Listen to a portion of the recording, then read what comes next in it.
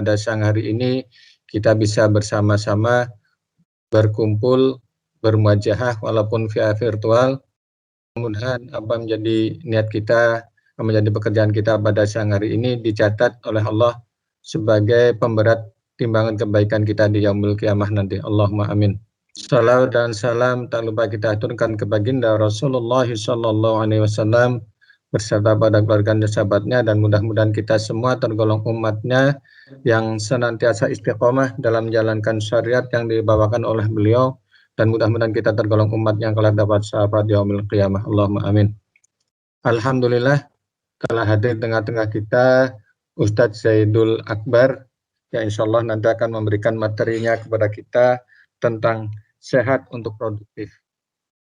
Alhamdulillah Ustadz, di sini kita jamaah kita ini dari berbagai daerah ya.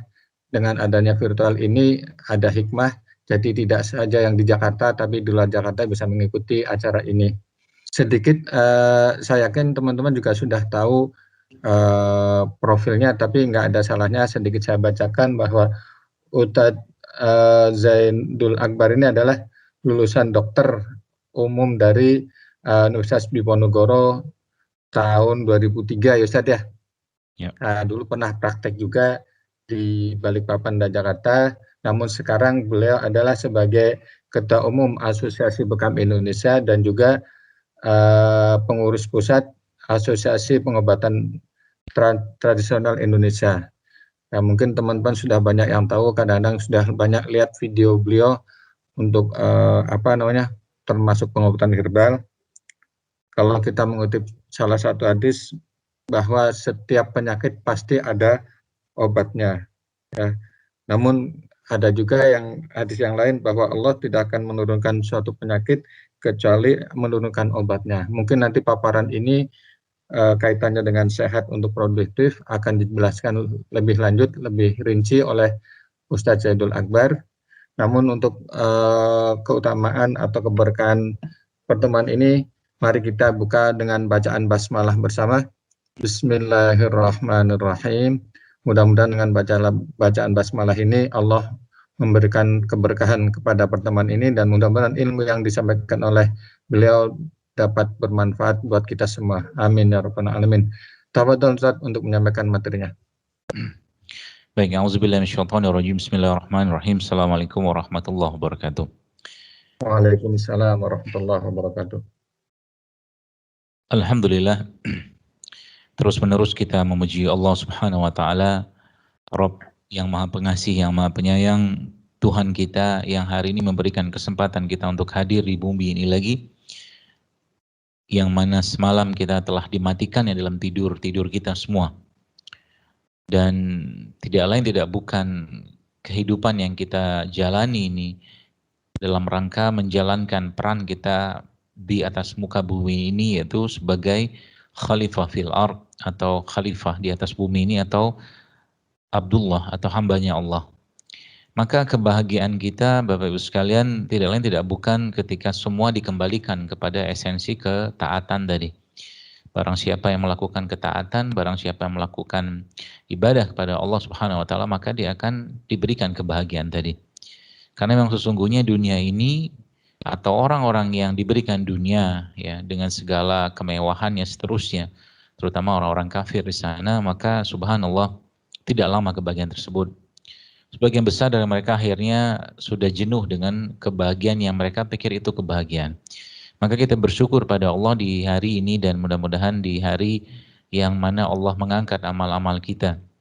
Sebagaimana sabda Nabi kita SAW di hari Kamis ini, mudah-mudahan majelis kita ini Allah berkahi, Allah tambahkan kebaikan di dalamnya, dan Allah jadikan majelis ini sebagai wasilah ya untuk mengampuni kita semua. Dan tidak lupa kita mengucapkan salawat dan salam rindu kita yang terbaik kepada manusia dari seluruh sisi kehidupannya kita bisa contoh. Baik sebagai kepala negara, kepala rumah tangga, sebagai ayah, sebagai seorang menantu, mertua, dan seterusnya. Dialah yang dijadikan tauladan, dan Allah memuji manusia tersebut dalam kitabnya, wa innaka la'ala hulukin azim. Dan engkau Muhammad sesungguhnya berakhlak yang sangat mulia, sangat agung, sangat tinggi. Maka kita bersalawat kepada Nabi kita sallallahu alaihi wasallam, Allahumma sholli ala Muhammad wa ala ali Muhammad kama shallaita ala Ibrahim wa ala ali Ibrahim, wa barik ala Muhammad wa ala ali Muhammad kama barakta ala Ibrahim wa ala ali Ibrahim innaka Hamidum Majid. Baik, pertama saya memohon maaf atas kekhilafan pekan kemarin karena flyernya itu terbacanya 13.15, itu ternyata tulisannya sebelumnya ba'da zuhur sampai 13.15 ya. Kalau kulihal mudah-mudahan menunggunya Bapak Ibu semua khususnya di jamaah lintas arta yang sudah menunggu mungkin pekan kemarin, semoga dicatat sebagai kebaikan ya atas semangatnya untuk mengenal Islam dari sisi yang lain, yaitu dari sisi kesehatan. Baik, sekalian bicara tentang kesehatan, subhanallah ya, saya semakin hari semakin yakin ya bahwa ketika kita mengembalikan kesehatan ini kepada syariat Islam ya, yang pastinya disampaikan atau mungkin sudah dijelaskan oleh Allah Subhanahu wa taala dalam Al-Qur'an dan disampaikan oleh baginda Nabi sallallahu alaihi wasallam, maka banyak sebenarnya masalah-masalah kesehatan itu bisa selesai ya. Dan lagi-lagi kalau kita hubungkan dengan tema kita hari ini tentang produktivitas kerja seterusnya, maka saya dulu ya pernah kerja ya di satu klinik di daerah Tangerang lah seperti itu, dan klinik itu memang mengkhususkan bagi pengemudi-pengemudi perusahaan yang menjadi outsourcing dari perusahaan lainnya seperti itu. Yang mengerikannya saat itu, bahwasanya itu sekitar 5 tahun yang lalu ya, saya itu sekitar ya 5 tahun yang lalu itu subhanallah sekalian, saat itu dana yang pernah saya ngobrol sama HRD-nya gitu ya, dana yang mereka keluarkan per tahun itu ya, zaman itu ya, sekarang saat ini mungkin sudah sangat meningkat, itu seingat saya dia menyebutkan angka sampai 4 sampai 5 miliar ya per tahun ya untuk mengobati karyawannya. Dan dana tersebut Bapak sekalian untuk mengobati penyakit pada karyawan-karyawannya, yang penyakit tadi itu subhanallah bukan penyakit gatal-gatal, katakanlah atau maaf panu, jamur ya atau batuk pilek, bukan. Ini pekerjaannya maaf driver ya, driver, bukan saya katakan maaf merendahkan driver, bukan, tapi poinnya adalah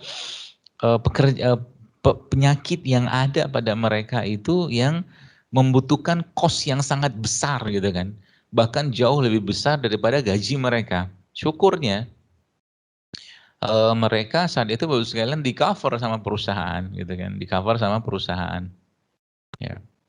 Jadi penyakit-penyakit yang banyak saat itu adalah stroke ya, kencing manis, penyakit jantung ya, dan penyakit-penyakit yang membutuhkan perawatan yang tidak murah gitu kan, yang pastinya ini jauh lebih besar daripada gaji mereka. Saat itu memang saya belum banyak berkecimpung dalam dunia katakanlah tib nabawi atau kesehatan Islam seperti ini ya, karena memang masih praktek juga saat itu. Tapi yang satu yang sudah saya lihat di sana, sampai saya bisa mengatakan oh pantes gitu kan, oh pantes nih penyakitnya kayak begini gitu kan, adalah ketika saya melihat para karyawan-karyawan di sana itu yang ketika makan siang gitu kan, makan siang bahkan makan pagi kan itu ada kantin yang mereka bisa beli, itu saya ngelihat subhanallah sekalian, nggak tega saya ngelihatnya. Kenapa saya nggak tega? Itu satu piring itu nasi semua sebagian besar ya. Mungkin boleh saya katakan 3/4 lebih dari isi piring itu nasi gitu kan. Terus mereka tambahkanlah dengan lauk-lauk segala macam ya. Ya ini salah satu biang keroknya gitu kan. Akhirnya apa? Ada karyawan yang terpaksa, bukan terpaksa, sudah harus di rumahkan lah, dirawat di rumah sakit, bahkan di ICU, dan itu ditanggung oleh perusahaan. Akibat apa? Akibat pola ya, salah satunya ya pola makan yang sangat-sangat bermasalah menurut saya. Ya, dan itu tidak dijelaskan dalam di perusahaan tadi gitu kan. Jadi sayang ya menurut saya kalau seandainya kita bicara produktivitas ya, apalagi bagi Bapak Ibu sekalian, khususnya bagi bapak-bapak ya, ayah-ayah ini yang bekerja mungkin di lintas arta ya. Kalau saya pribadi ya, Anda mau bekerja mau silakan, Anda mau usaha ya silakan, dua-duanya ada keutamaan Ya. Suami yang pergi dari rumahnya, keluar dari rumahnya, kemudian bekerja mencari nafkah untuk anak istrinya, keluarganya di rumah, maka itu dihitung sebagai jihad. Ya. Jadi nggak usah terlalu sibuk dengan urusan ini. Tapi yang poin penting yang saya mau sampaikan adalah mari kita Bapak sekalian memahami apa tuh namanya, bagaimana sebenarnya kita bisa mengambil peran lebih besar lagi dalam kehidupan ini. Ya, kalau dikecilkan lagi mungkin dalam keluarga mungkin. Kemudian dalam diri kita sendiri sebagai Abdullah atau sebagai Khalifah fil Ard. Maka kalau kita bicara produktivitas ya atau apa namanya ya apa tingkat efektivitas kerja lah seperti itu, maka hal pertama yang harus kita pahami ya sebelum kita bicara tentang produktivitas itu adalah bahwa Islam itu adalah agama yang sangat-sangat peduli dengan kesehatan. Ya. Untuk apa kesehatan yang Allah berikan? Anugerah kesehatan itu sebenarnya untuk apa? Maka jawabannya adalah untuk melakukan ketaatan kepada Allah. Ya. Saya tidak bisa melarang Anda mau makan nasi goreng, Anda mau makan nasi seabrek-abrek, Anda mau makan gorengan tiap hari, Anda mau makan tepung, minyak, segala macam yang kita udah tahu itu katakanlah produk-produk makanan yang sebulan mungkin tidak sehat atau kurang, ya tidak sehat lah, yang banyak mengandung karbohidrat segala macam, banyak mengandung lemak trans segala macam, ya. Tapi ingat dulu sekalian, menyesalnya kita nanti, ya, adalah saat produktivitas ibadah itu ya menurun, bahkan kita tidak bisa lakukan dengan sempurna akibat kelakuannya kita. Mau buktinya? Oke, silakan makan sesukanya. Tiba-tiba usia 40 tahun, 43 tahun atau 45 tahun tiba-tiba sudah asam urat, cairan sendi sudah berkurang. Akhirnya sholat, nggak usah bicara kerja dulu deh gitu kan. Akhirnya sholat nggak bisa duduk lagi, berdiri lagi. Sholat akhirnya tahiyat susahnya minta ampun. Ini kan saya bilang maaf ya sebuah kekonyolan gitu kan. Jadi kalau kita bicara tentang motivasi kesehatan ini untuk produktivitas, maka yang perlu pertama kali Anda sebulan mungkin taruh dalam pikiran itu adalah produktivitas ibadah itu ya kepada Allah, itu yang harus Anda jaga gitu kan dengan kesehatan ya. Nggak usah banyak alasan kalau menurut saya gitu kan. Ini kan beli organik mahal, ini mahal, nggak usah banyak alasan. Kalau bicara yang kayak begitu, puasa tuh nggak usah, puasa ya, Masya Allah. Puasa itu sebuah sarana detoksifikasi, pembersihan, anti-aging ya. Sel kita memakan sel-sel yang baik itu yang sehat memakan sel-sel yang rusak dan seterusnya. Itu semua katakanlah bicara tentang bagaimana membersihkan badan. Lah gimana akhirnya apa? Aduh, saya capek banget puasa, bakal ini segala macam ya alasan lagi gitu kan. Ya makanya yang paling penting kalau kita bicara pada kesehatan tuh apa motivasinya gitu kan. Kalau cuma sekedar ngikutin gaya hidup ini itu segala macam, diet ini itu, sekarang banyak orang tanya ke saya, diet ini bagus nggak? Anda diet buat apa gitu kan? Ya, dietnya buat apa? Ya kalau katakanlah katakanlah menurunkan berat badan, aduh udah banyak banget, bahkan saya udah pernah tulis tentang itu gitu kan. Ya supaya apa? Lagi-lagi jadikanlah ya produktivitas kita itu lebih kita utamakan untuk produktivitas ibadah gitu loh. Kalau bahasa lain saya itu sehat yang kita dapatkan itu bisa atau mungkin dapat meningkatkan ketakwaan atau ketaatan kita kepada Allah Azza wa Jalla. Itu yang paling utama. Jadi kalau lagi makan siang kayak begini, saya nggak pernah kerja di kantor ya. Maksudnya seperti Bapak Ibu di lintas harta ini, tapi kadang-kadang saya pas lagi ada urusan apa, saya lihat kan karyawan-karyawan dari gedung apa, kantor apa, dari itu akhirnya mereka keluar tuh nyari makan pinggir-pinggir jalan gitu kan. Yang oke lah seperti itu. Coba kenapa nggak berpikir gitu kan untuk misalkan nih buat makanan dari rumah, bawa makanan dari rumah.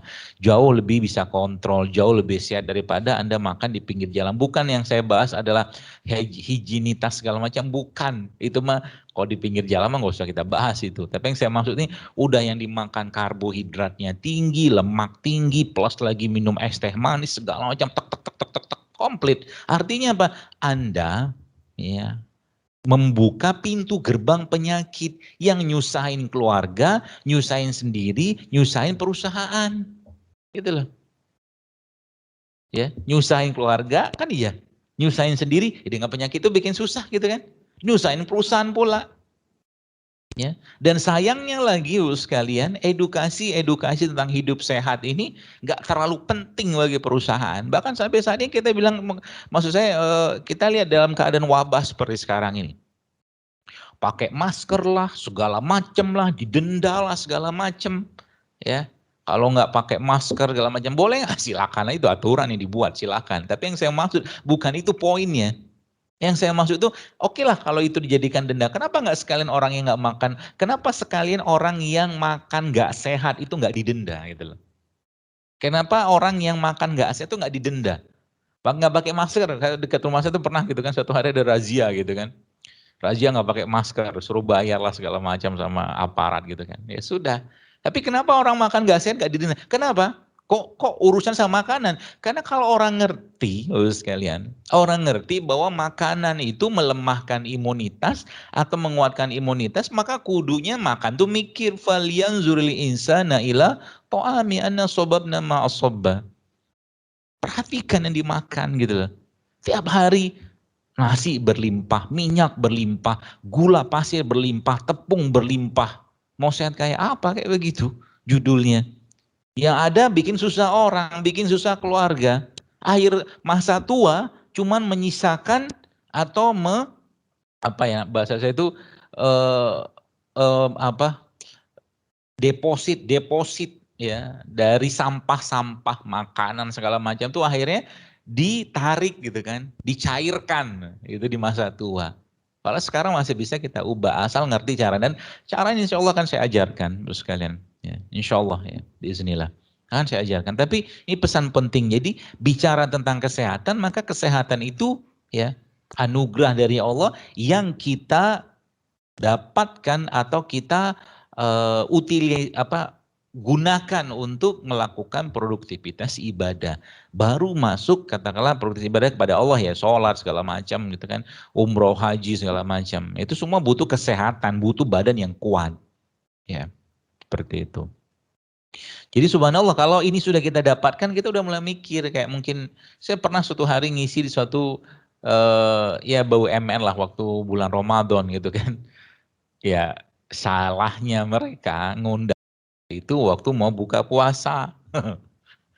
Dan salahnya mereka ya makanan yang disajikan di waktu berbuka itu, waktu buka bersama itu makanan yang tidak sama dengan apa yang saya sampaikan. Alhasil banyak makanan nggak dimakan kan gitu.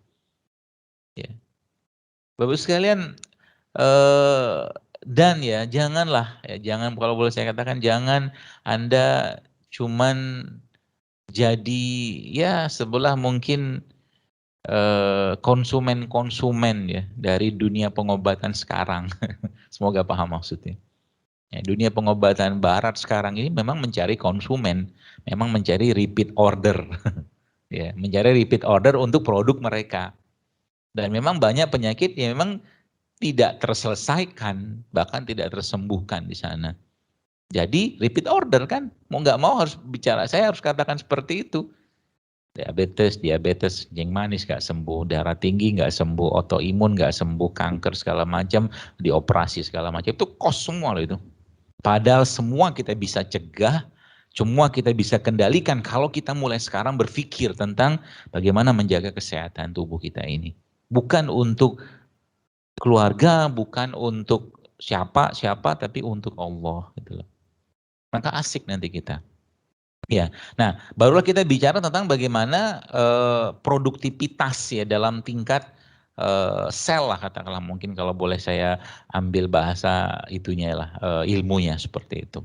Jadi Bapak sekalian, subhanallah ya, sel-sel tubuh kita itu sebenarnya kalau kita lihat ada dua hal penting yang saya mau sampaikan kepada Anda. Ya.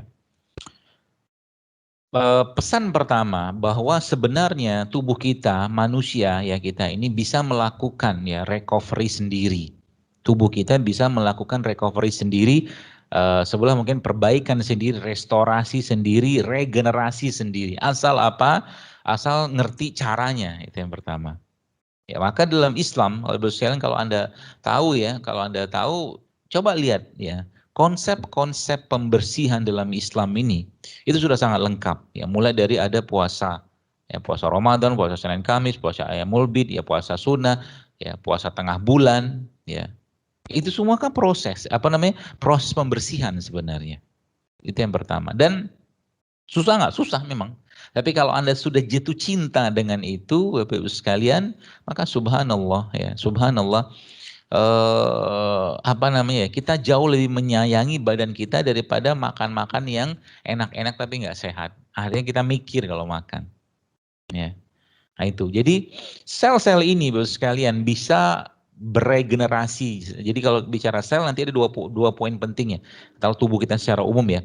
Yang pertama adalah bahwa dia bisa melakukan proses-proses itu semua, ya perbaikan semua segala macam. Bahkan saya pernah lihat dalam sebuah film dokumenter bagaimana sel tikus gitu kan, tikus itu yang dikasih sel kanker, disuntikan sel kanker, itu ternyata ketika diperbaiki pola makannya ya, itu ternyata sel kanker atau sel tumor pada badan tikus itu mengecil dengan sendirinya. Ya, mengecil. Ya. Kalau ngerti caranya. Ya, sekarang seperti itu. Jadi sel. Jadi bagaimana cara kita katakanlah memperlakukan ya atau mungkin menjadikan tubuh kita ini bisa lebih optimal ya. Nah, maka pertama kalau dalam bahasa ini saya berpesan ya kepada Bapak sekalian. Mulailah untuk membiasakan melaparkan diri Anda. Ya, jadi ada satu proses dalam tubuh kita itu namanya autofagi. Autofagi itu sel-sel tubuh kita memakan sel-sel yang rusak. Jadi dia makan, gitu kan, dimakan gitu. Fagi ya. Nah, autofagi itu hanya bisa didapatkan dari tubuh yang tidak kenyang alias lapar. Ya. Kalau Anda pernah membaca ada satu suku di daerah Kashmir atau Pakistan seperti itu namanya suku Hunza. Suku Hunza ini Bapak sekalian salah satu suku di sana yang hidupnya sangat-sangat sehat. Ya, sangat-sangat sehat dan rata-rata usia mereka di sana itu bisa sampai 100 sampai 200 tahun dan masih produktif, bahkan ada yang di situ sebutkan umur 60 tahun masih bisa melahirkan. Dan ternyata salah satu rahasianya adalah mereka mengurangi makan, bahkan disebutkan dalam buku yang saya baca itu suku Hunza ini cuma makan 1 kali sehari loh. 1 kali sehari. Ya, siang hari mereka makan, pagi itu sedikit saja dan malam juga makan dan karakter makanannya ya karakter makanannya kecenderungannya adalah makanan-makanan yang bersifat nabati. Islam tidak mengajarkan vegan ya. Kita tidak vegan karena Rasulullah SAW makan daging ya. Tapi tidak juga kita makan terus-menerus ya daging-dagingan tersebut kalau mau sehat. Ya, atau mungkin lebih dominan makanan-makanan bersumber dengan nabati karena memang disitulah sumber-sumber yang kita butuhkan ya untuk memperbaiki tubuh kita tadi. Bahkan ya ini kalau saya mau kasih tips ya kepada Bapak Ibu sekalian yang punya penyakit cukup berat ya atau mungkin penyakit-penyakit yang sudah sebelah mungkin kronik degeneratif. Coba Anda beranikan melakukan protokol selama 2 pekan. Ya, 14 hari untuk tubuh Anda. Jadi 2 pekan itu ya 4 harinya ya yaitu Senin Kamis kan. Jadi 1 pekan itu 4 harinya itu Anda puasa. Nah, sisanya sekarang 10 harinya. 10 hari itu Anda betul-betul isi yang masuk atau yang masuk ke badan Anda itu adalah makanan-makanan nabati aja semuanya. Yang kita sebut dengan plant-based diet. Ya, plant-based diet itu maksudnya selama 14 hari total itu yang masuk ke tubuh kita itu hanya makan-makan bersumber nabati. Buat apa? Buat bersih-bersih dulu. Berarti saya mengajarkan nggak makan daging, temporary aja. Ya, saya tidak mengatakan bahwa kita nggak makan sama sekali seperti orang vegetarian, tidak. Ya, tapi ini judulnya buat bersih-bersih. Kebab kalau bersih-bersih masih menggunakan atau berbasiskan kepada protein hewan, tidak akan banyak perubahan, ya seperti itu. Jadi ada lapar yang kita rasakan di situ. Kalau lapar itu kita dapatkan dan mulai terasa sensasi lapar, maka tubuh akan mengganti bahan bakarnya dari gula tadi menjadi glikogen atau mencari glikogen. Kalau glikogen nggak ada juga, maka dia akan mencari lemak. Ya seperti itu. Jadi sel-sel itu kalau mau diperbaiki, maka di situ Bapak Ibu sekalian Anda biasakan tubuh kita untuk lapar. Jadi dia produktivitas selnya itu meningkat. Nah, seperti itu. Ya. Lalu sel-sel kita sekalian ya tubuh kita ini secara umum ya kalau kita bicara tentang gen sel segala macam, maka mereka sebenarnya bahan bakar umumnya adalah asam amino. Ya, asam amino. Ya, asam amino itu ada macam-macam ya. Asam amino ada macam, ada asam amino esensial, ada asam amino non esensial ya yang ada di dalam tubuh kita dan yang harus kita asup dari luar ya. Maka perbaikan sel itu, perbaikan tubuh kita itu atau produktivitas sel itu baru kita bisa dapatkan atau mungkin kita rasakan kalau seandainya sumber asam amino itu kita asup. Jadi mana sumber asam amino banyak sekali Bos sekalian ya. Sumber asam amino seperti ya madu, ya kurma, ya habatus sauda, yaitu salah satunya, salah tiganya yang merupakan sumber asam amino. Maka itu jadikan makanan tiap hari. Jadikan makanan tiap hari untuk apa? Karena sel itu perlu diganti, ya sel-sel yang rusak tadi itu diganti dengan tubuh mengasup ya asam amino atau sumber asam amino yang baru ya dari tempat yang dari luar tubuh kita. Ya, sumber asam amino. Jadi banyak sekali ya beberapa jenis protein yang ada pada ikan-ikanan ya seperti itu atau mungkin protein nabati juga merupakan sumber asam amino ya. Contoh mungkin kayak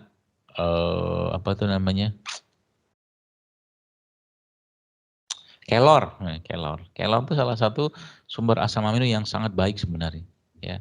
Kalau orang Indonesia rutin ya, mungkin makan kelor dalam bentuk sayur gitu, banyak yang akan sehat sebenarnya. Ya, seperti itu. Ya. Jadi sumber asam amino. Jadi tadi ada lapar, ya ada autofagi, ada puasa, kemudian ada sumber asam amino segala macam dan mulai itu ketika itu sudah dikerjakan apalagi coba nih saya mungkin ajak Anda mungkin selama 2 pekan itu ya. 2 pekan. Jadi dapat proteinnya dari mana sebenarnya? Kalau mau dapat proteinnya, boleh Kak makan daging-dagingan. Idealnya jangan dulu lah selama 2 pekan. Ya. Tapi kalau tetap pengen makan, maka 1 pekan itu cuma sekali makan dagingnya, itu pun daging ikan. Ya. Daging ikan yang Anda bisa makan sama seluruh badannya. Ya. Kepalanya, sisiknya, ya. Tulang-tulangnya gitu kan. Loh ikan apa itu? Ikan-ikan kecil.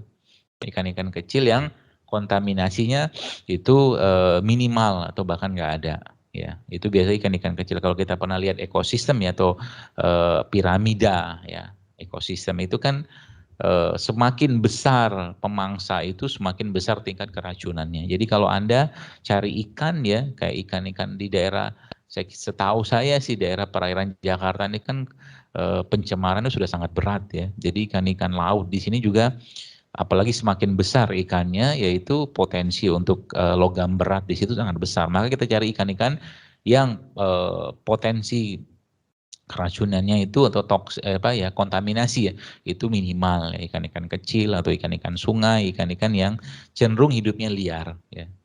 Bisa kok insya Allah bisa. Ya, seperti itu. Nah, itu yang yang kesekian. Nah, lalu kita bicara lagi setelah diperbaiki itu kita perlu lagi Ibu sekalian memahami tubuh kita ini. Jadi sebenarnya kayak bicara tentang wabah saat ini ya dengan virus ini. Jadi yang namanya kita bicara tentang alam semesta dan dalam makronya dan alam semesta mikro pada diri kita Ibu sekalian, maka sebenarnya tidak ada yang perlu kita takutkan. Ya, kenapa? Yang namanya virus, bakteri, ya, archaea, ya, atau parasit, semua sudah ada sebelum manusia itu datang ke bumi ini. Ya. Kita bersinergi, hidup bersimbiosis dengan mereka. Ya, kita hidup bersinergi dengan mereka. Kita hidup berdamai dengan mereka. Ya. Buktinya apa? Ya, kalau kita lihat ya, mungkin kasih contoh gampangnya gini aja deh. Bapak Ibu mungkin anggaplah kita punya dua anak ya, 2 anak satu sama anak 2. Anak satu ini anak orang yang sangat menjaga kebersihannya, sangat ya, berlebihan lah mungkin. Apa-apa cuci tangan pakai sabun, antiseptik lah, inilah itu segala macam. Anak yang kedua ya biasa aja, mau makan dan cuci tangan. Gitu kan. Pertanyaannya, kalau dua orang anak ini saya ajak makan ke pinggir jalan, misalkan, atau kita ajak makan pinggir jalan, atau makan rujak, makan apa? Menurut Anda, kira-kira yang bakal sakit perutnya anak yang sangat bersih atau anak yang biasa aja? Jawaban udah tahu kan? Anak yang biasa aja, yang sakit perutnya anak yang sangat bersih, over hygiene kalau kita bilang. Kenapa bisa kayak begitu? Karena kita tidak banyak atau mungkin si anak pertama ini tidak banyak berinteraksi dengan makhluk-makhluk yang ada di alam ini, gitu kan.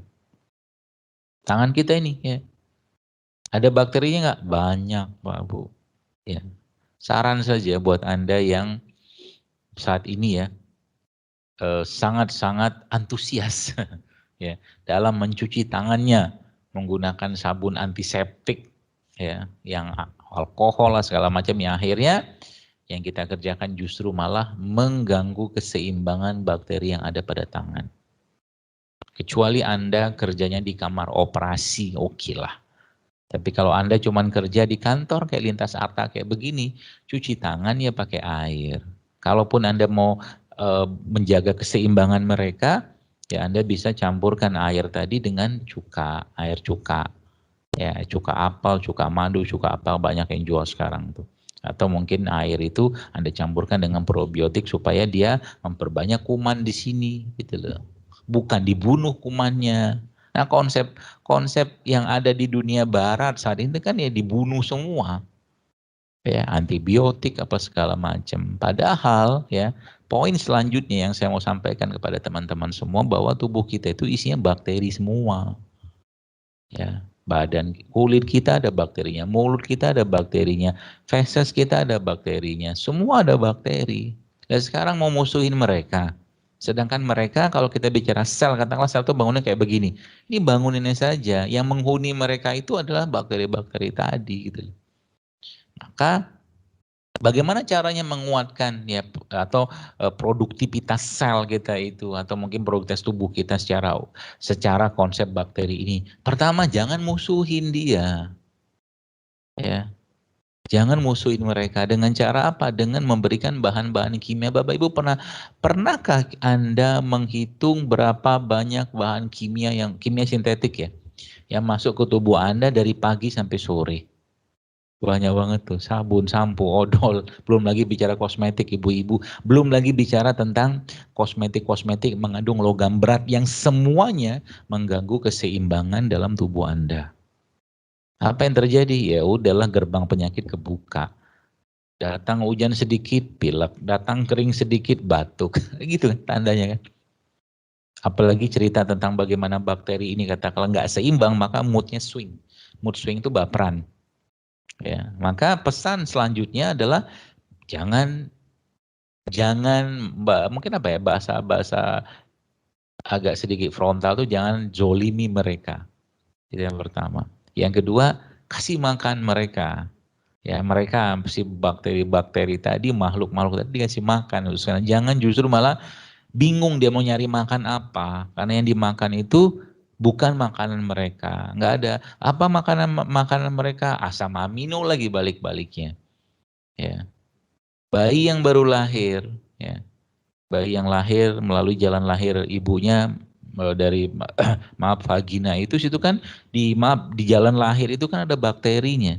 Dan salah satu bakteri tersebut adalah lactobacillus ya yang sudah ada di sana bersemayam di situ. Jadi ketika bayi itu keluar dari jalan lahir ibunya tadi ya, maka bayi tadi memerlukan bakteri tadi khususnya memerlukan makanan.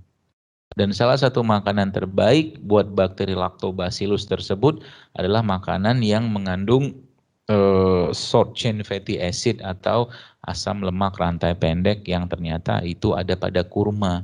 Maka kita paham kenapa Rasulullah SAW ketika mendapatkan bayi-bayi yang lahir, ya beliau menganjurkan untuk ditahnik. Dimakan ya, kurma diancur-ancurkan, kemudian kurma tadi diambil serpian sedikitnya lalu ditempelkan di langit bayi tadi. Ada jurnalnya, ada. Tapi nggak ada jurnal pun saya udah percaya. Karena saya percaya Rasulullah. Saya lebih percaya Rasulullah daripada jurnal apapun. Ya, supaya nggak salah kaprah kita. Kalau udah bicara iman, maka Anda tidak perlu penelitian. Iman itu bukan perlu bukti, tapi membuktikannya perlu. Kalau sudah menyatakan asyhadu alla ilaha illallah wa asyhadu anna Muhammad Rasulullah, ya buktikan. Ya, pembuktiannya mana? Sholat, zakat, puasa. Ya, makanya ada tauhid kan, tauhid uluhiyah, tauhid rububiyah, tauhid asma wa sifat seperti itu. Ya. Kenapa juga Nabi SAW menganjurkan ya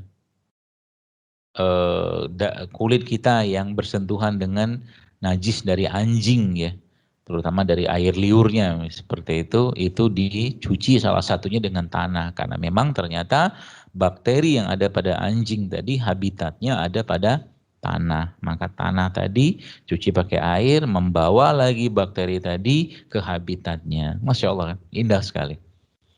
Maka apa yang harus kita kerjakan dengan keadaan seperti sekarang menjaga produktivitas tubuh kita nih ya, yang pada akhirnya kan produktivitas kerja Anda kan baik. Tadi ya pesan saya, jangan terlalu banyak makan, itu yang pertama. Biasakan kita untuk mulai puasa, melaparkan diri, sekarang mungkin terkenal dengan intermittent fasting segala macam.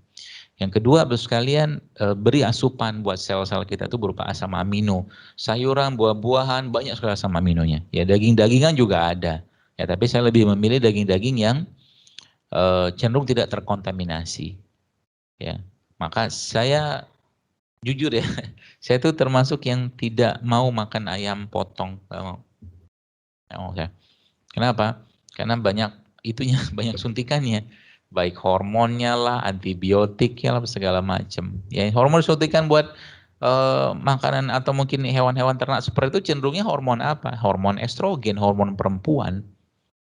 Ya, jadi tidak heran kalau Anda ngelihat anak ya yang hobinya misalkan makannya fast food ya. Fast food ya ayam-ayaman seperti itu tuh yang akhirnya anak tuh jadi melambai-lambai ya wajar aja. Ya, wajar aja, kenapa udah berlebihan estrogen yang masuk ke badan Anda, termasuk juga produk-produk yang berbasiskan pada dairy. Ya, dairy itu susu-susuan. Ya, betul dalam Islam ada susu disebutkan, ya, tapi bukan susu yang ada zaman sekarang, bukan. Bukan itu. Ya, apalagi sudah susunya olahan atau kemasan. Ya. Saya nggak tahu, mudah-mudahan Lintas Harta tidak memproduksi susu. Jadi kalau mau mengambil peran susu ini ya bisa belajar dari New Zealand ya. New Zealand yang mengembangkan susu grass fed. Ya, susu sapi grass fed ya, susu yang makannya hidupnya tuh organik ya, seperti itu. Nah, jadi selanjutnya tadi ya beri makanan mereka dan kuatkan mereka dengan makanan tadi atau supply mereka. Ya, supply pasukan buat mereka tadi. Ya, dan jangan ganggu dia. Ya, Bapak contoh beginilah. Tubuh kita tuh kadang-kadang saat ini itu tuh kayak apa ya, takut banget dengan mereka. Padahal ya kita tetap butuh mereka tuh siapa tuh bakteri-bakteri tadi gitu ya. Makanya sebenarnya kalau saya ditanya air apa yang paling bagus ya, kalau saya ditanya ya, maka saya akan jawab air yang tidak dimasak, gitu. Air putih ya. Air putih itu air yang bagus, air putih yang bagus itu air yang tidak dimasak gitu kan. Kenapa? Pemasakan atau dipanaskan segala macam apalagi dikasih bahan kimia itu akan menghilangkan makhluk-makhluk tadi. Bukti kita tetap minum mereka di treatment ya, di water treatment ya, bisa kok sekarang banyak. Itu salah satu caranya kalau memang Anda bisa. Ya. Saya di rumah memang pakai air sumur, ya, air sumur itu saya water treatment ya, saya olah ya, kemudian pakai filter karbon segala macam. Kemudian saya naikkan pH-nya gitu dan itu air di rumah saya memang air nggak dimasak. Jadi air saya di rumah minum itu air yang saya yakin masih ada bakterinya. Ya, tidak akan bisa tersaring semua. Ya, dan tidak masalah kalau kita sudah beradaptasi dengan mereka. Makanya kalau orang yang sudah terlalu over hygiene itu, terlalu bersih itu, bakteri-bakteri yang ada pada badannya nggak kenal dengan bakteri yang ada di alam. Ya, maka pesan ini boleh saya sampaikan, gampangnya beginilah ya. Mungkin ada yang lihat postingan saya di Instagram itu beberapa waktu lalu saya ada nyebur ke kolam gurame untuk ngangkat gurame bersama beberapa ya sahabat-sahabat saya lah seperti itu. Dan saya sudah sangat yakin bahwa saya akan gatal-gatal setelah keluar dari kolam ini. Ya mau benar, habis keluar dari kolam badan saya gatal-gatal semua. Kenapa? Saya jarang main-main ke mereka, jarang main-main ke bakteri-bakteri yang ada pada kolam tadi yang akhirnya menyebabkan perkenalan baru gatal-gatal gitu kan. Apakah saya was-was cemas segala macam kan gue garuk ini segala macam bentol-bentol enggak. Yang saya kerjakan saya pergi ke sungai ya, pergi ke sungai, saya mandi ya. Bersihkan badan pakai sabun yang saya punya sendiri gitu kan. Selesai dari sungai hilang tuh gatal-gatal, tapi tubuh saya sudah kenalan sama mereka. Maka kalau Anda baca postingan saya beberapa hari yang lalu itu yang bahasa jangan takut kotor itu loh. Kita perlu bersih, tapi over hygiene tidak baik. Ya. Maka apa pesan di sini bisa saya sampaikan ya, mulailah memberikan makanan ke mereka-mereka tadi agar produktivitas tubuh kita itu tetap stabil atau perkuat mereka. Makanan mereka apa? Asam amino. Ada kurma, madu ya, ada buah-buahan, sayur-sayuran, rempah, rimpang itu makanan mereka semua tuh. Ya, atau juga makanan-makanan atau buah-buahan yang belum matang banget. Itu termasuk salah satu yang sangat baik ya. Ya termasuk kayak rutop ya, rutop atau kurma basah itu salah satu yang baik, sangat baik bagi pencernaan. Maka jangan di rumah kita nggak ada kurma. Ya, lalu yang kedua sekalian selanjutnya adalah beri tambahan pasukan buat mereka. Yang ini kita kenal dengan probiotik atau makanan-makanan yang difermentasikan atau cairan yang difermentasikan yang di situ mengandung bakteri baik di sana. Ya, jadi semakin banyak atau semakin stabil rasionya. Jadi rasio itu seperti apa? Kurang lebih sekitar komposisi mereka tuh 60, 40%, 60 atau 70% itu bakteri baiknya, 30% bakteri yang patogen. Tapi mereka dorman, nggak bermasalah. Yang jadi masalah ketika si bakteri patogennya lebih dominan itu aja. Jadi perkuat aja bakteri baiknya. Jadi sekarang kayak begini Anda minum probiotik mungkin bisa dapatkan di berbagai tempat. Sekarang online juga sudah cukup banyak. Atau mungkin Anda bisa makan tempe, makan tape itu kan probiotik tuh. Atau makan makanan produk fermentasi ya. Misalkan saya belum dapat nih kalau ada yang bikin saya mau anjurkan sekali itu ya. Yogurt tapi dari susu kambing. Yogurt dari susu kambing. Karena yang banyak itu yogurt dari susu sapi gitu loh. Yogurt kan salah satu makanan atau minuman fermentasi bagus ya. Ya, meskipun itu bukan makanan lokal kita. Ya, seperti itu. Jadi ini beberapa hal ya sekalian. Termasuk juga bicara tentang produktivitas ya. Maka coba mulai di tune up badannya tiap bulan sekali. Tune up dengan cara apa? Ya dengan cara puasa ya mulbit misalkan ya. Termasuk juga dengan cara berbekam ya. Hari ini kan kalau nggak salah masuk tanggal 17 nih. 17 bulan Islam ya. Dan Nabi menjelaskan bahwa berbekam pada tanggal 17, 19 atau 21 itu insya Allah kata Nabi SAW menyembuhkan penyakit. Maka tune up tiap bulan badannya. Tune up itu dengan bersih-bersih ya, dengan bekam ya, dengan mungkin pijat ya, refleksi segala macam. Ya. Olahraga juga sangat baik yang Anda kerjakan di saat seperti sekarang ini sebenarnya ya. Produktivitas kita itu kalau mau tetap stabil kesehatannya coba jangan biarkan hari-hari terlewat tanpa olahraga. Menurut saya lama-lama 10 menit cukup. Sekarang banyak di handphone Anda tuh di Play Store atau di Google Play segala macam itu bisa Anda lihat 7 minute workout, 10 minute workout banyak banget. Ya mau olahraga di rumah juga boleh tapi ya oleh bisa keluar mah keluar aja. Jogging sebentar, jalan sebentar, sepedaan sebentar, insya Allah sudah sangat baik meningkatkan imunitas badan kita. Saya kira mungkin cukup ada waktu berapa menit ke depan. Saya kembalikan lagi pada moderator. Assalamualaikum warahmatullahi wabarakatuh. Waalaikumsalam warahmatullahi wabarakatuh. Jazakumullah khairan katsira buat Ustadz Zainul Akbar yang telah menjelaskan. Jadi intinya bahwa Islam itu sangat peduli dengan kesehatan. Jadi yang dimaksud di sini adalah produktivitas. Yang paling utama adalah produktivitas untuk beribadah kepada Allah Subhanahu wa taala. Tentunya beribadah juga enggak mesti sholat dan puasa dan sebagainya, tapi bekerja pun itu merupakan ibadah dan perlu sehat gitu Ustaz ya. Terus kalau pengen detox yang paling bagus adalah salah satunya adalah melalui puasa, itu ini ada beberapa pertanyaan Ustadz yang di chat, salah satunya dari Pak Rikin Nugraha. Dia mempertanyakan, Assalamualaikum Ustadz, saya ingin bertanya bahwa untuk beberapa sakit seperti diabetes, jantung, hipertensi, ginjal, kalau menurut ilmu kedokteran bahwa pasien itu harus minum obat seumur hidup. Apakah memang demikian? Jadi seolah-olah sakit itu tidak akan sembuh tanpa obat. Nah, yang pertanyaan kedua, Ustadz, apakah penyakit-penyakit di atas bisa disembuhkan dengan herbal tanpa obat-obatan yang secara medis? Mohon penjelasannya, Ustadz. Baik, Bismillahirrahmanirrahim. Ini pertanyaan bagus sekali ya. Semoga Allah sehatkan ya Bapak yang kena penyakit ini. Jadi begini Pak, Nabi kita SAW sudah menjelaskan sebenarnya. Tadi saya ingat saya di awal itu sudah disebutkan oleh moderator ya, likulli da'in dawa, bahwa setiap penyakit itu ada obatnya. Dan Nabi menjelaskan dalam hadis yang lain bahwa atau dalam riwayat tersebut bahwa hanya 2 penyakit yang nggak bisa sembuh, yaitu pikun dan mati. Ya, maka dasar dari hadis tadi harusnya kita pakai.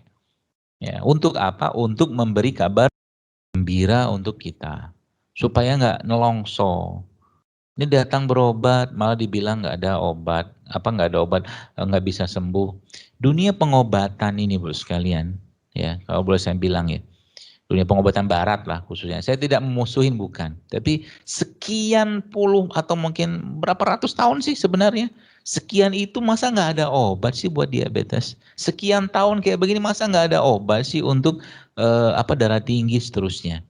Segini luasnya bumi Allah, kita menyempitkan diri kita atau dunia pengobatan menyempitkan dirinya itu dengan pengobatan yang cuman dari obat-obatan dari pabrik gitu kan. Padahal obat itu ada di mana?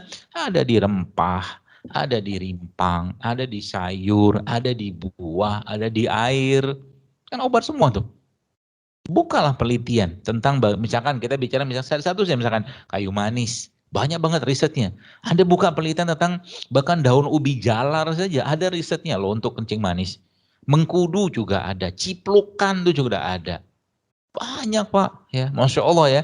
Bicara tentang pengobatan, masalahnya adalah kenapa di sana katakanlah dalam dunia pengobatan sekarang gitu tuh nggak ketemu solusinya, karena memang mereka katakanlah tidak banyak mempelajari tentang ini gitu loh.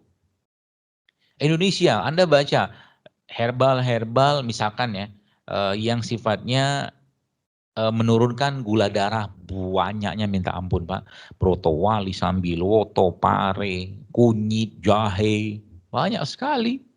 Ya, jadi itu pertama yang harus kita hilangkan di sini adalah pemahaman. Ya, pemahaman bahwa ini nggak bisa sembuh. Kata siapa nggak bisa sembuh? Contoh, ibu saya kena diabetes. Ya, ibu saya kena diabetes. Tapi dari sejak 15 tahun yang lalu beliau kena diabetes itu nggak pernah makan obat loh, obat dokter ya. Yang beliau lakukan adalah mengatur pola makan, puasa segala macam. Sampai detik ini, alhamdulillah, semoga Allah jaga beliau, itu masih sehat-sehat aja, alhamdulillah. Nggak ada pegang obat. Ya. Jadi seperti itu. Jadi subhanallah ya, kita ya ilmu tuh maaf ya luas gitu loh. Bukan hanya di dunia pengobatan saat ini, di luar ini juga banyak. Yang itu orang nyebutnya pengobatan tradisional. Padahal pengobatan tradisional dulu sebelum muncul pengobatan modern ini orang berobatnya kayak begitulah. Ya, maka kalau bisakah saya disebutkan sembuh? Bisa insya Allah. Nah, cuman ini perlu kedisiplinan mengaturnya. Ya, apalagi tubuh yang sudah terbiasa ya dengan obat-obatan tadi. Yakin ya, mau sekaya apapun, mau punya duit apapun, sebanyak apapun kita, bahkan punya asuransi apapun, nggak enak loh makan obat sebanyak-banyak itu gitu loh. Artinya apa? Kalau saya boleh saran ke Bapak ya, saran saya pertama kembalilah pada Allah ya. Bertaubat, kita minta ampun ya atas semua yang dikerjakan sehingga akhirnya muncul penyakit ini. Minta ampun sama Allah, itu yang pertama. Yang kedua, mulai tingkatkan amal ibadah. Ya, banyak sekali amal. Apa ada hubungan amal ibadah sama kesehatan? Ada. Sholat tahajud itu kata Nabi SAW itu bisa mencegah atau mengobati penyakit. Kata Nabi begitu. Ada puasa di situ. Ya, ada sodakoh di situ. Ada sholat, ya ista'inu bisobri wassalah. Ya, itu semua adalah obat-obat yang diberikan dalam agama kita ini yang kita bisa manfaatkan. Lalu yang seterusnya apa? Yang seterusnya mulai perbaiki pola makan, mulai perbaiki pola makan. Saya dibilang misalkan ada orang diabetes nggak boleh makan gula pasir. Emang gula pasir nggak sehat, tapi gula pasir nggak dimakan, yang dimakan pemanis buatan. Pemanis buatan yang isinya aspartam, asesulfam ya itu pemanis buatan. Daripada makan pemanis buatan, mendingan Anda minum madu. Ya, secukupnya, tidak usah berlebihan, insya Allah tidak masalah. Dan tidak ada, bacalah kalau mau cerita penelitian, apakah ada orang kena kencing manis gara-gara minum madu, nggak ada ceritanya. Ya, termasuk kalau Bapak nanti mulai membiasakan ya makan lebih banyak sayuran-sayuran yang tinggi serat, ya tinggi serat ya seperti brokoli, asparagus kita kenal sebagai cruciferous dan sayuran berbagai macam warna. Ya, itu mulai dijadwalkan. Jadi meal plan itu dijadwalkan. Karbohidratnya butuh, tapi bukan dari nasi, tapi kita ambil dari karbohidrat yang lain yang lebih sehat. Protein kita ambil dari protein-protein yang sehat, ya seperti ikan-ikanan gitu kan, yang tidak tercemar. Kemudian lemak, nah ini juga lemak yang sangat penting, bisa Bapak ambil dari misalkan kayak VCO, minyak zaitun, ya itu bisa. Vitamin, mineral segala macam, nah itu dari rempah-rempah limpangan. Banyak sekali. Bahkan air kelapa saja itu sangat luar biasa, Pak. Ya, untuk mengobati darah tinggi, air kelapa itu. Ya. Kalau Bapak mungkin mau usia sudah 40 atau 50 tahun ya air kelapa tua aja minum. Itu sangat efektif untuk menurunkan tensi ya, tekanan darah. Ya, sama rutinkan berbekam ya setiap bulan, ngambil berkah dari bekam yang dijanjikan oleh Nabi SAW. Ya, itu mungkin kurang lebih ya gambaran umumnya. Ya, jadi jangan susah hati, jangan kecil hati, insya Allah pasti ada solusinya dari Allah Subhanahu Wa Taala dan Rasulullah SAW. Demikian. Terima kasih Ustaz, mudah-mudahan terjawab ya Pak Riki ya. Nah, ini ada yang kedua Ustaz, izin bertanya. Assalamualaikum warahmatullahi wabarakatuh. Jika ada penyakit asam lambung, apakah boleh minum air asam, misalnya jeruk nipis? Kan kadang-kadang ada yang bilang asam lambung ini udah minum jeruk nipis saja nggak apa-apa. Itu menurut Ustaz gimana, Ustaz? Sebenarnya kerja dari satu herbal itu nggak mesti sesuai dengan apa yang tampak dalam pandangan mata kita. Ya, contoh mungkin tadi jeruk nipis ya, jeruk nipis ya kalau kita cek ya memang jeruk nipis ya jeruk ya asam, ada asamnya di situ. Tapi ketika ditambahkan dengan madu, ya ditambahkan dengan garam, dia ketika masuk ke badan ya dalam kondisi tidak asam ya, tapi manis dan ditambahkan dengan garam, kerjanya dia itu mengembalikan keseimbangan asam lambung sebenarnya. Tapi saya kasih tips atau resep mudah aja Ibu sekalian ya bagi Anda yang kena asam lambung ini ya. Dan tips ini pernah saya share juga di Instagram saya, yaitu coba rutinkan minum air beras. Air beras. Tapi berasnya cari beras-beras yang bebas dari logam berat atau pestisida. Caranya sudah saya share waktu di Instagram. Itu coba rutinkan minum pagi dan siang. Itu insya Allah akan sangat powerful untuk memperbaiki atau menyeimbangkan asam lambung insya Allah ya. Air beras, air tajin. Ya itu. Kemudian memakan atau mengkonsumsi kurma, kunyah. Salah satu rahasianya kita disuruh mengunyah itu biasanya adalah ketika kunyahan kurma misalkan itu masuk ke dalam tubuh kita, ya itu dia larut dengan enzim yang ada pada mulut. Maka kalau Anda sakit mah atau sakit lambung seperti itu, jangan cepat-cepat kalau ngunyah makanan. Ya, jangan cepat-cepat kalau ngunyah makanan. Ya termasuk kalau makanan, pilihlah makanan-makanan yang tinggi serat. Ya, misalkan nasi putih itu kan dia banyak karbonya, tinggi karbonya tapi seratnya nggak ada. Maka Anda bisa ambil atau cari beras-beras pecah kulit atau beras-beras coklat. Nah, itu salah satu beras yang cukup baik ya. Jadi serat-serat tadi itu mineral, vitamin kita bisa dapatkan juga dari rempah-rempahan atau rimpang-rimpangan ya, seperti mungkin Anda bisa buat nanti di rumah jahe, cengkeh, kapulaga. Coba dirutinkan minum ya. Jahe, cengkeh, kapulaga, tambahkan sedikit dengan pandan, diminum pagi dan malam ya. Itu mungkin bisa jadi solusi insyaallah. Wallahu alam. Pertama, apakah sebenarnya alergi itu ada? Terus apakah caranya sama seperti tadi yang sudah dijelaskan gitu ya. Terus yang kedua, kalau kita menahan lapar tapi nggak usah puasa gitu, sama nggak tuh dengan yang disarankan tadi. Yang ketiga, ini apa? Terkait meletakkan bioglas di air minum, apakah betul efektif itu Ustaz? Nah, terus tadi yang tadi sempat dengar itu ya, kalau apa ini? Teknik bayi ya, teknik bayi ini kan teknik bayi. Ya. Nah, ini juga mungkin ini mungkin saya kalau di sini kan teknik bayi itu apakah bisa menteknik bayi di masa pandemi ini Ustadz? Apa prosedurnya sama dengan teknik seperti biasa? Untuk tata cara teknik bayi ini yang benar seperti apa? Dan mungkin saya tambahkan Ustadz, ya ini kalau secara gini, bukan ini kan kalau teknik ya, kalau kita seorang awam kan kelihatannya maaf nih, yang menteknik orang lain kan ya maaf dalam tanda kutip apa nggak jijik gitu ya. Tapi kalau kita meyakini kan udah ini kadang-kadang kita bawa ke satu ustadz, ke satu kiai minta diteknik itu kan seperti pemain contoh misalnya pada saat Habib Rizik ya. Ini bukan masalah ini tapi kodenya Habib Rizik itu menteknik orang yang baru lahir kan kurma ini. Nah ini seperti apa Ustadz pandangan menurut kesehatan ya pakai murid orang lain itu untuk teknik. Itu aja Ustadz. Mohon dijelaskan. Ya baik, bismillah. Jadi yang pertama tentang alergi. Alergi itu ada apa enggak? Ada, ya, emang ada. Alergi itu kan reaksi hipersensitivitas. Jadi dulunya sebenarnya tubuh kita tuh pada dasarnya awalnya seimbang ya. Biasa-biasa aja, makan telur, makan ikan biasa aja. Tapi ketika mulai terjadi ketakseimbangan di perutnya, maka muncul masalah. Jadi saya kasih tips sederhana saja bagi Anda yang alergi ya. Pertama, mulai konsumsi air kelapa muda, terutama muda tua, selang-seling aja tuh ya. Kemudian minumlah habatus sauda tiap hari ya. Habatus sauda kalau Anda dewasa mungkin bisa minum 3 sampai 5 kapsul sehari 3 kali sehari atau 3 kali 5 kapsul. Kemudian coba berikan asupan probiotik ya, asupan probiotik ke tubuhnya. Itu insya Allah saran saya yang untuk alergi. Terus yang kedua tadi tentang apa ya?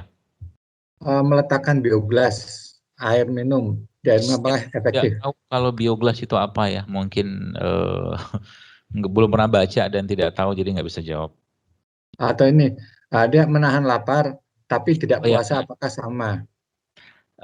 Tentunya beda ya. Kalau kita niatkan karena puasa maka dapat pahala. Kalau cuma sekedar menahan lapar saja, apakah reaksi yang terjadi di tubuh kita itu sama dengan orang berpuasa? Kurang lebih sama. Tapi tadi bedanya dengan niat. Ibarat kata maaf bank konvensional sama bank syariah itu kan sama-sama nabung tapi akadnya beda. Jadi kalau orang berpuasa maka otomatis dapat pahala ya karena diniatkan karena Allah. Tapi kalau yang cuma sekedar menahan lapar, ya menahan lapar, apakah reaksi di tubuhnya akan sama? Sama, karena itu metabolisme sama aja. Misalkan contoh beginilah, kita sahur jam 4, misalkan sahur jam 4 misalkan lah ya.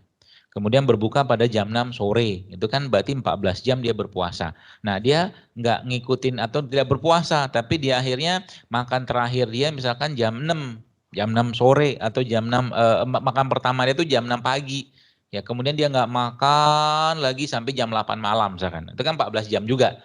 Apakah sama dengan reaksi yang terjadi badan? Kurang lebih sama ya. Otofaginya segala macam semua akan didapatkan. Makanya kalau tidak bisa berpuasa ya kita mulai membiasakan juga untuk membiasakan lapar. Tidak terlalu banyak makan dan makan pun saat hanya lapar saja. Itu jauh lebih baik. Wallahualam. Lanjutnya apa tadi? Menteknik bayi tas. Teknik gitu sekalian, paling baiknya memang dilakukan oleh orang tua, ya. Kalau kita baca dalam beberapa pandangan ulama ya itu karena zaman dulu kan yang melakukan Rasulullah, maka di situ didapatkan sebuah kesimpulan lain. Jadi bolehkah diteknik oleh seorang yang kita yakin kesolehannya, ya. yakin kezuhudannya, boleh saja. Saya pernah dalam sebuah kajian itu dengan seorang ustadz gitu kan, ada orang yang membawa ibu-ibu, bapak-bapak gitu kan, bapak ibu gitu membawa anaknya dengan kurma untuk ditahnik oleh ustadz tadi gitu. Jadi bolehkah kita memberikan mentahnik anak kita misalkan dengan dengan tahnikan katakanlah dari orang yang kita yakin kesolehannya, kita yakin makanannya, kita yakin kebersihannya, insya Allah boleh aja. Tapi lebih baik orang tua kalau saran saya ya seperti itu. Jadi ada masalah ya. Dan urusan tahnik ini kan jangan urusannya disambungkan dengan jorok-jorokan ya. Karena ini urusannya dengan perintah. Ya, urusan dengan perintah. Kalau jorok-jorokan mah repot kita. Kenapa? Kenapa saya katakan repot? Kata Nabi SAW apa? Jika lalat hinggap atau masuk ke dalam gelasmu, ya separuh sayapnya, maka cemplungin lagi. Terus akhirnya air itu disuruh minum coba. Kan jorok tuh. Kalau kita bicara joroknya.